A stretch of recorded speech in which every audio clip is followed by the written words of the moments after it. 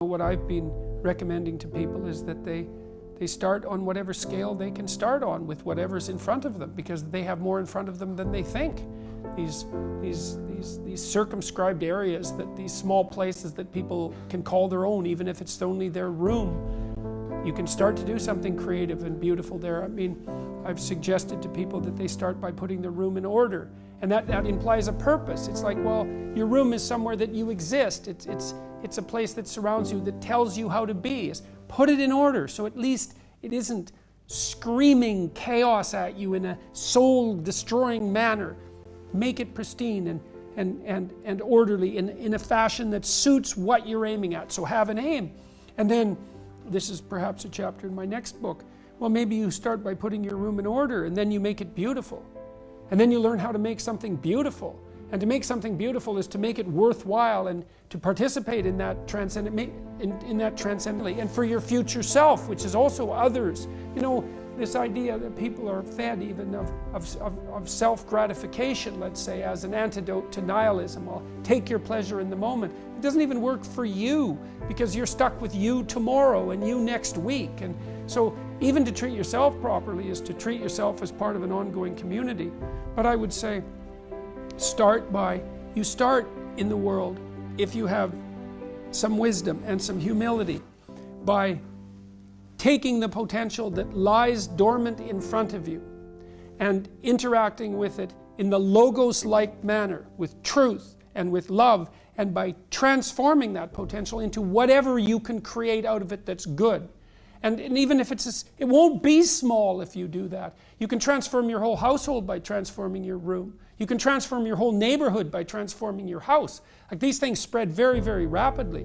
And that is right there in front of you, you know. And people think they're impoverished now, that they don't have any opportunity, and the opportunity is hidden from them by their unwillingness to take the steps that are necessary to put what they could put in front of them in order, and to produce the beauty instead of the ugliness where they could do that. And I don't think there is anything more powerful than that. That works. I've had thousands of people tell me that it works, you know, personally, and come and talk to me every day now on the street and say, my life was in terrible disorder. I had no vision. I wasn't abiding by the truth. My relationships were fragmented. I've decided to make something of myself, whatever that might be. I've decided to adopt more responsibility and to tell the truth, and things are incomparably better. And so that's there for everyone to take. And regardless of your circumstances, it's to clean up your room. And everyone laughs about that because I'm taking that seriously. It's like, well, clean up your room. Everyone's mother has told them that 1,000 times, right? But I try to explain why. It's like, well, you have a bit of chaotic potential right in front of you. It's, in some sense, infinite in its potential. And the domain in which you can manipulate that might be rather restricted because of the restrictions that are part and parcel of your existence. But maybe you have your room, and you might think, you might have contempt for that, and so it's a complete bloody catastrophe. But you don't have to. You could think, well, I've got a little... It isn't a room, it's a place of potential. And as soon as you know that, then it's not your room anymore. It isn't a room. The room that you see is your preconception of the space that you inhabit. What's there is a fragment of infinity. That's what's there. And what you see is the low resolution consequence of your assumption and lazy habit and blindness. That's your initial room, and you think, well, no, that's not the room.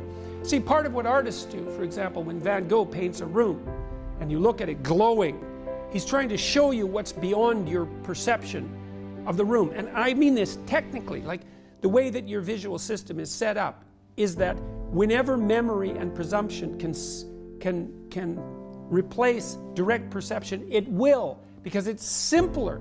So you literally see what you expect to see. And if what you see is dull and drab and boring and pointless and uninspiring, then that's you. It's not what's there. And what the artist does when he or she re-represents that mundane reality is to remind you of what's behind it, the potential that's there. And so what I'm suggesting to people is that they take the potential that's right in front of them. It's like, okay, and here's the rule. You're aiming up.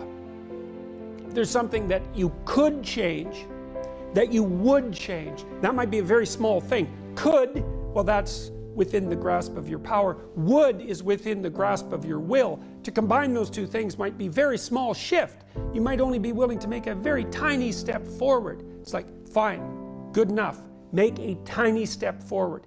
And that makes you a slight bit stronger than you were before. And then the next step can be slightly larger. And it's the path of humility. Maybe your bedroom, you can sit there and just sort of meditate on it and think, okay, if I wanted to spend 10 minutes making this room better, what would I have to do? And you have to ask yourself that, right? It's not a command, it's like a genuine question. And things will pop out in the room that you like, there's a stack of papers over there that's kind of bugging you, and you know that maybe a little order there would be a good thing, and there's some rubbish behind your computer monitor that you haven't attended to for like 6 months, and the room would be slightly better if it was a little less dusty and the cables weren't all tangled up the same way. And like, if you allow yourself just to consider the expanse in which you exist at that moment, there'll be all sorts of things that'll pop out in it that you could just fix. And I might say, well, if you were coming to see me for psychotherapy, the easiest thing for us to do first would just be to get you to organize your room. You think, well, is that psychotherapy?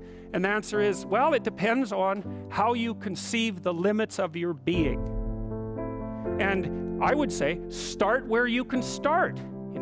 If something announces itself to you, which is a strange way of thinking about it, as in need of repair, that you could repair, then hey, fix it. You fix 100 things like that, your life will be a lot different. Now, I often tell people too, fix the things you repeat every day, because people tend to think of those as trivial, right?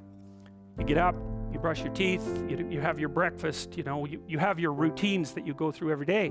Well, those probably constitute 50% of your life.